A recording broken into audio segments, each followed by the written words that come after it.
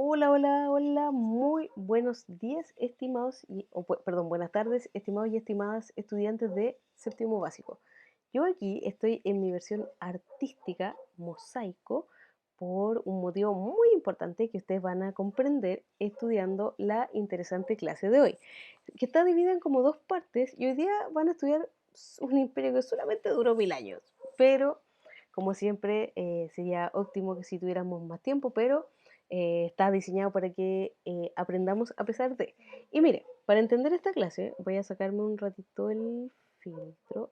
Ah, ahí, espere, ahí, para explicarles una cosita. Ahí, he vuelto a mis ojeras normales. Mire, para entender esta clase hay que entender dos ideas. La primera es comprender que alrededor del mar Mediterráneo van a haber varias civilizaciones que van a convivir al mismo tiempo.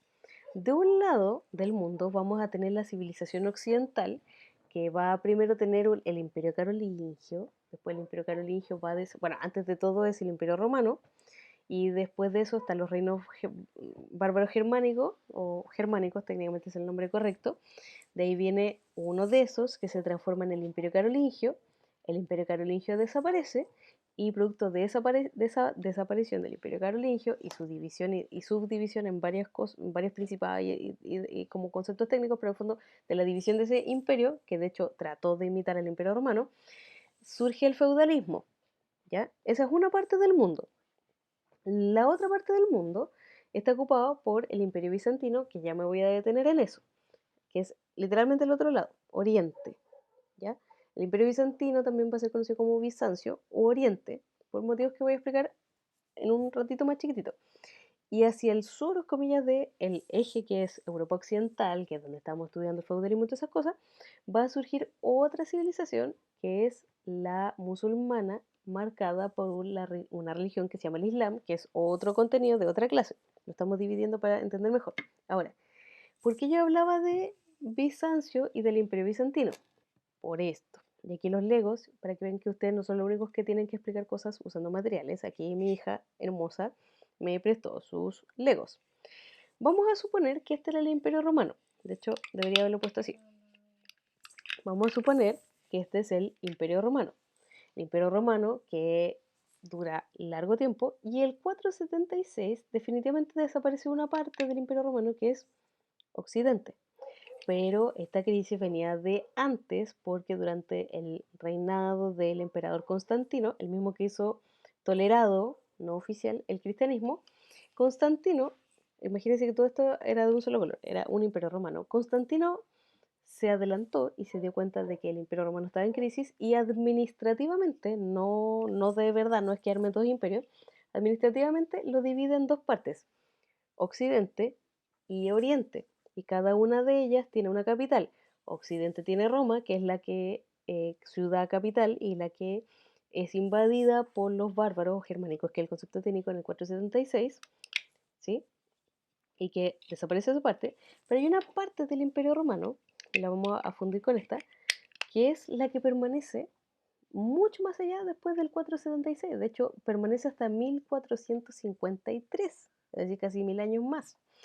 Esta parte de acá es conocida como Oriente o también Bizancio, y mientras esta parte de acá, Occidente, forman los reinos germánicos, después el Imperio Carolingio y después el feudalismo, Occidente, Oriente va a permanecer como un imperio bizantino, hasta el 1453, que es invadida por otra civilización que yo mencioné, que estaba acá abajo al sur, que son los musulmanes, en el 1453.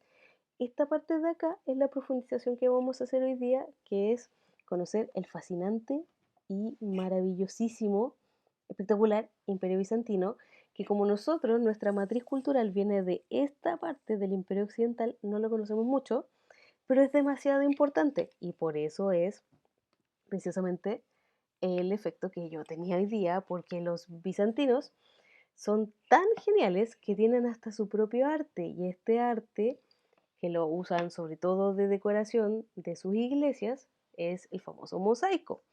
Y no solo eso, sino que el imperio bizantino aporta algo muy, pero muy importante, que no son solo los mosaicos, que también son hermosos si ustedes me preguntan, algo muy importante que es que instalan la idea de que se puede ser cristiano, pero no necesariamente católico. Creer en Jesús, pero no al modo occidental. Pero si me preguntan, y vamos a sacar un poco el efecto para que me puedan seguir la idea y no se distraigan con esto, hay otra cosa aún más importante del Imperio Bizantino.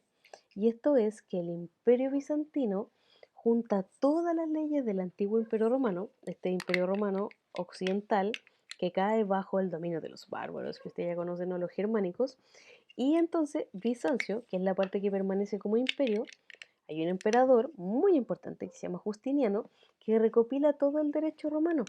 Y fíjense que el código de Justiniano después pasa a España y de España pasa a América y de hecho es la base del Código Civil que redactó Andrés Bello. Bueno, entre medio hay un paso intermedio, un código que de un rey español visigodo, que no se conoce mucho, pero que en el fondo es como un copy-paste del Código Justiniano que fue juntado o recopilado en Bizancio y que es la base de nuestro Código Civil. Ahora usted dirá, ¿qué es el Código Civil? Es demasiado importante el Código Civil que hasta el día de hoy se ocupa, que es, por ejemplo, regula el matrimonio, el arriendo, el derecho a propiedad, todas esas cosas que tiene su como abuelo o su antepasado más lejano, o ni tan lejano, pero su inspiración en el Código Justiniano recopilado durante el Imperio Bizantino.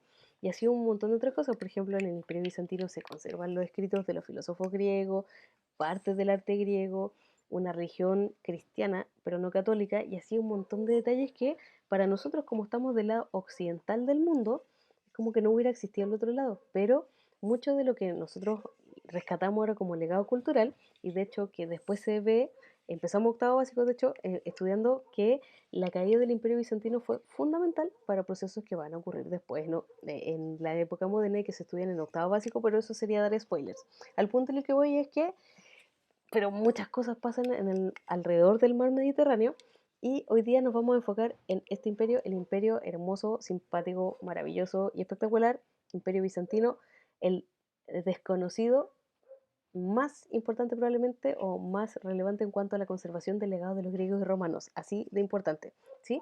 Así que más detalles, como siempre, en los recursos, las actividades y lo que no sea que entienda o entienda, es más que bienvenido a mi correo que estaré esperando aquí en tiempo real para ustedes. Que estén muy bien. Adiós.